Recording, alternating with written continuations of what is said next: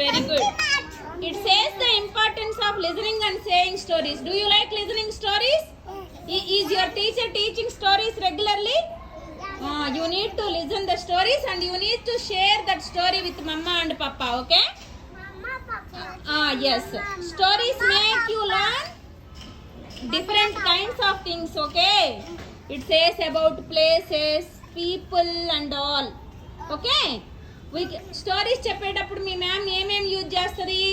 Words use చేస్తుంది, puppets use చేస్తుంది, బొమ్మలు యూజ్ చేస్తుంది, ఇంకా డిఫరెంట్ యాక్షన్స్ చేసి చూపిస్తుంది కదా. యూజ్ చేస్తుందా మ్యామ్? స్టోరీస్ చెప్తుందా మ్యామ్? మీకేం స్టోరీ చెప్పింది రీసెంట్గా?